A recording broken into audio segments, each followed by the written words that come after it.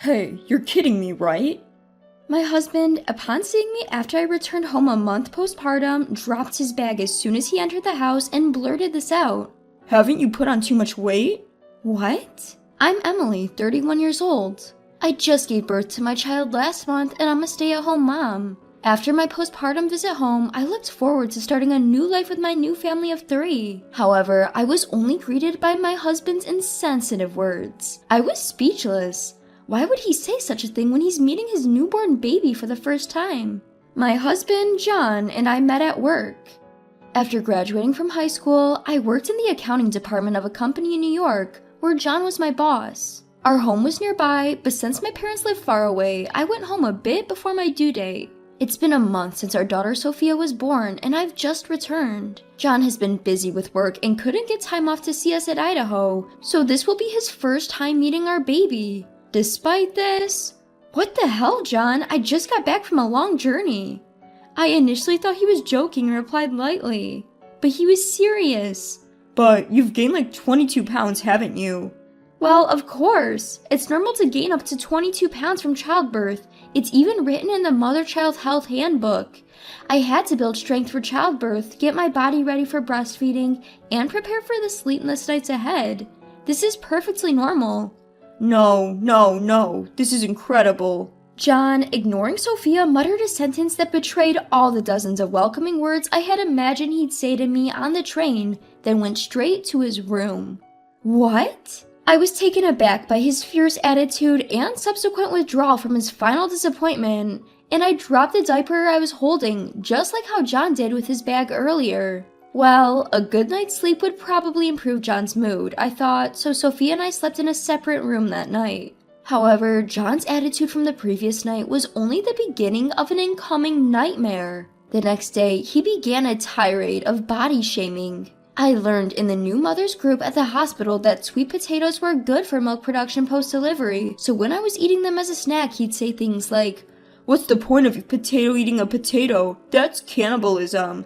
Gosh, it's disgusting watching a fat person eat. I heard pigs eat grain, so are potatoes grains too? Oink oink." Furthermore, he started saying, "Well, I held back while you were pregnant because I thought we would still be able to do it after you deliver the baby. I mean, I'm a man, I have needs too, you know. But this, no matter how much I try, it's impossible. I would feel like I'm putting in labor. But hey, at least with labor at work, I get paid, right? But this is equivalent to uncompensated overtime, which is unfair, haha." Trust a man with a background in accounting. He started to calculate our intimate times in terms of wage compensation, saying things like, "This is definitely cost reduction. I'm spending intimacy for the sake of operational efficiency. The reason being that I no longer see you as a woman due to a change in management policy. Can't help it, haha." Every time he opened his mouth, it was to throw insulting words at me. There were no other words coming from my husband's mouth. And of course, he wasn't participating in housework or childcare. But I have Sophia. I decided to think of my husband's words as no more than a noisy pet in the house. However, this was only till an incident occurred where I finally lost it. It was the day when John came home drunk from his end-of-year party with his colleagues. He sat on the living room chair, slumped over the table with only his face facing me. I was sitting next to that chair nursing. While letting out foul-smelling hiccups and burps from drinking, John began saying weird things with slurred speech. "You know, I thought about it, and babies, they ain't as cute as they're made out to be. Kind of bald and reddish black. They only coo broken words." Huh? It's like, people always say they're cute, right? I'm just being honest, because being an accountant means you gotta look at things realistically. Huh? And when I see you nursing that not-so-cute baby, like, you got fat to just give birth to a not-so-cute creature, and then, you know how your boobs sag from breastfeeding? That seriously turns me off. What? And when I look at your sagging boobs, upper belly, lower belly, you're just like a pill bug. A pill bug? I can't see you as anything but a pill bug now. Dude, I seriously can't. Doing it with a pill bug is like a freak show fight. With those words, he abruptly grabbed my hand and shoved me, along with my baby, into the back room. Hey, what the heck are you doing? I barely had time to resist and shout before he tossed me in, shut the door, and John left me with these cold words. "Just get back in your shell, you pill bug." Afterwards, I heard the sound of him opening the bathroom door singing the Pill Bug Brothers song. Unforgivable. It's one thing to insult me, but to insult our child too? He might have been drunk, but this was crossing the line beyond what can be excused as just a drunk man's rambling. I laid there filled with rage, nursing my child in the dark room. The next morning when I opened the door, my anger peaked. Not because of the trail of tossed clothes leading to the bathroom or the drinks that were left on the table. No, that was not what made my anger explode. It was when I saw the cardboard put up in the room I was locked in, which read, Pillbug's Room. It was written in a sloppy writing, likely from John being drunk, but it was definitely his handwriting using a marker. This I cannot forgive. So I decided to stand up for myself.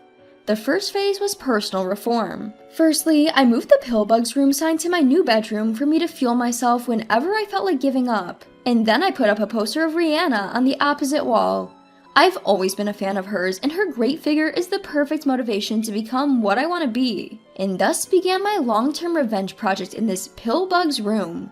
There are things I can do even at home, primarily walking on my tiptoes. Wall sits if I were to sit just for a second, squatting while doing laundry or brushing my teeth. Every time I finish nursing, I'll do a crunch. A nurse once told me, postpartum bodies lose weight easily as the fat gained is quite soft. It turned out to be true, and I lost weight quite easily. As my child grew bigger, during my ab workouts, I'd place her on my stomach. Each time my face would come near, she'd chuckle with glee, and when I lifted my legs, she'd enjoy it as if it were a seesaw. While caring for my child, I continued my rigorous exercise routine and diet. Soon, I regained my pre-pregnancy figure. Since I was sweating a lot from the exercise, I continued to wear my postpartum sweatpants, only swapping out the waistband. There was no need to dress up in front of John, who referred to me as a pillbug, so I obviously didn't wear makeup. John, who had started to call me, "Hey Pillbug," obviously didn't notice these changes since I wore the same clothes as before. Besides, he hardly even looked at me. The second phase was downgrading the husband. You often hear that one way to increase the gap between you and your rival is to raise yourself while lowering them, so I decided to get John to gain weight. His company didn't have a cafeteria, so I packed him high-calorie lunches filled with meat and deep-fried food. In the evening, when John came home around 9, I continued to serve him his favorite foods like pizza and fried chicken, saying, "These are your favorites, aren't they?" Of course I ate dinner with my child around 6 in the evening. At that time, I aimed for my meal to consist of 70% vegetables and 30% meat. I found the 3-bite rule very effective. Even if I felt hungry, the hunger would go away if I waited for 10 minutes. When I got bad food cravings, I would look at myself in the mirror, then at the poster of Rihanna. Seeing her turned my hunger into guilt, which helped me curb my appetite. Of course, I didn't think I could keep this up just by doing this, so I started a Twitter account. Every day when I took a bath, I'd undress and take a photo of my stomach. Under the handle Emily at Home Diet, I posted these pictures daily along with a description of the exercises I did. 4 years later, my daughter Sophia started kindergarten. By that time, Sophia, who was a baby, had begun to speak. Being able to communicate, John had started to adore and dote on her. However, after everything he's done to push me this far, and considering the words he said when Sophia was born, I couldn't forgive him anymore. And to add to that, his nickname for me had solidified as Pillbug, which helped maintain my rage. When Sophia started school, during the time she was at kindergarten, I started working part-time at a local fitness club. I was just doing reception and cleaning, but since the customers were all very conscious of their muscles and beauty, it further boosted my own awareness of beauty. And everyone would tell me, "Emily, you're beautiful. You have a great figure too." With this, I was convinced that I could be categorized as beautiful based on comments I received generally.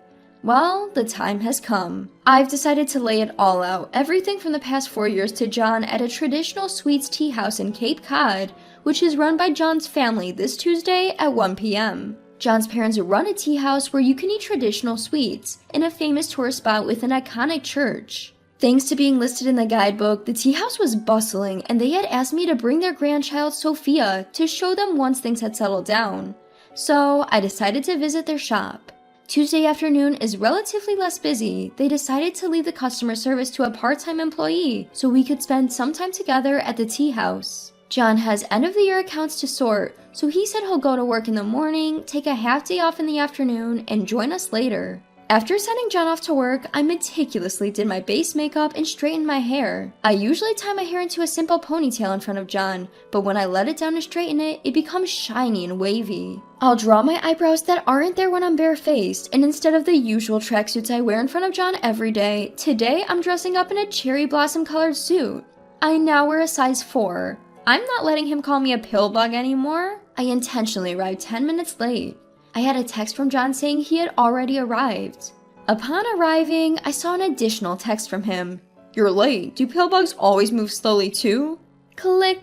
I took a screenshot and stowed my phone away in my bag. Now, watch this. I puff out my chest and take a deep breath, then, with a bell jingling, Sophia and I open the door together. Hearing the door, my mother-in-law exclaimed, "Welcome! Oh my, Emily, I've been wanting to see you, and Sophia too."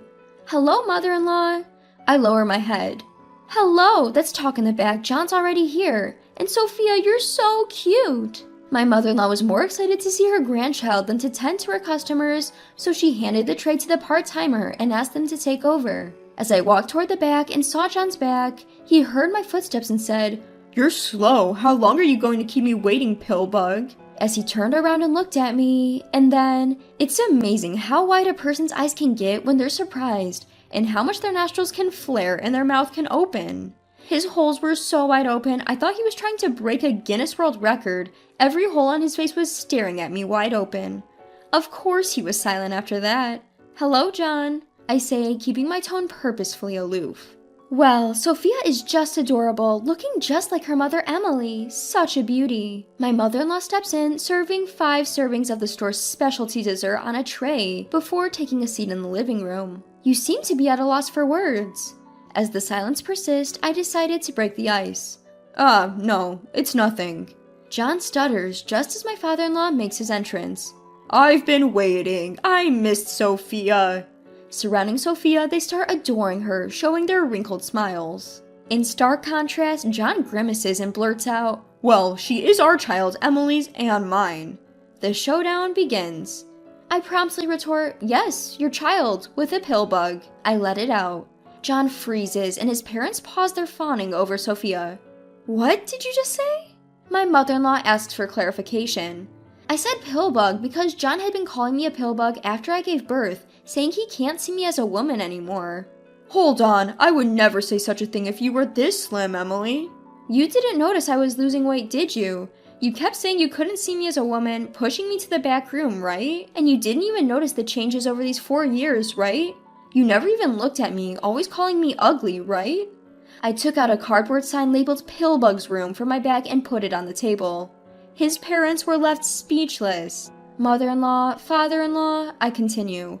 "I hope this sign alone proves the emotional abuse I've suffered, but there's more evidence." I took out my phone. Screenshots of the text where he calls me Pillbug were on my phone. Of course I included the one sent before coming to this cafe. His parents are again left speechless at the sheer volume of the evidence.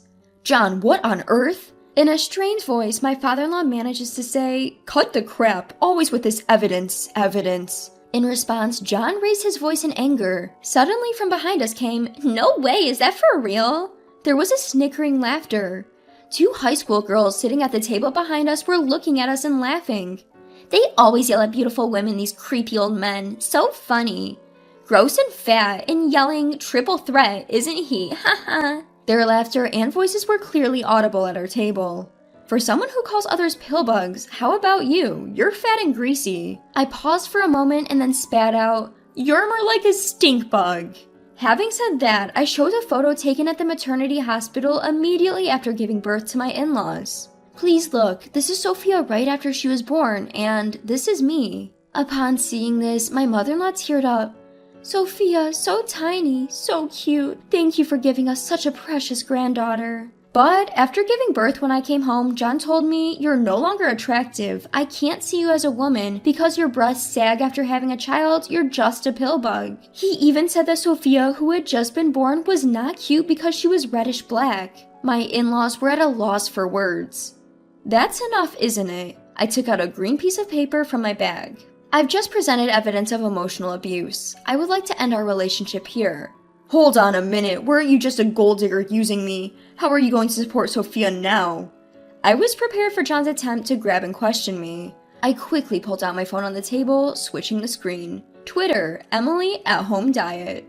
My follower count had already exceeded 10K. Look at this, the manager of the gym said he would hire me full-time when I showed him this. The screen was filled with comments of praise such as, "Amazing to lose so much weight at home. You are the hope of all housewives," and "Emily, you're beautiful. I admire you." That's enough. Suddenly, my mother-in-law raised her voice. "John, you don't understand how hard it is for a woman when she gives birth. It's truly tough. Women often gain weight in order to endure childbirth and maintain their strength. Mothers hardly get any sleep in order to protect their babies. And you without knowing any of this, how dare you keep calling her a pill bug? I don't even know how to apologize to Emily. You should be ashamed." Then, turning to me, she said, "Emily, I apologize on behalf of my foolish son. If there's anything we can do to make it up to you, please let us know. And could you let us see our adorable granddaughter Sophia from time to time?" That's right, we run a traditional tea house so we wouldn't burden Sophia. We'd be grateful if we could celebrate her birthdays and such without John. My father-in-law agreed, bowing his head. And so, I began working as a single mother at a fitness club. "My friend said you're beautiful, Mom." Sophia always tells me, to which I always respond, "To become beautiful, you have to work hard. It's important to believe in yourself and persevere. I want you to become someone who can work hard, Sophia." Meanwhile, the stink bug, or rather John, my mother-in-law told me he tried to get back together with me by working on his diet. However, he couldn't even handle the food restrictions and is still a stink bug. After I began working full-time at the fitness club, my Twitter follower account even surpassed 2K. I've even been approached by a publisher. Even a stay-at-home mom can do it. You have to seize your own happiness. I hope to continue my activities to become a small inspiration for all the hardworking housewives out there.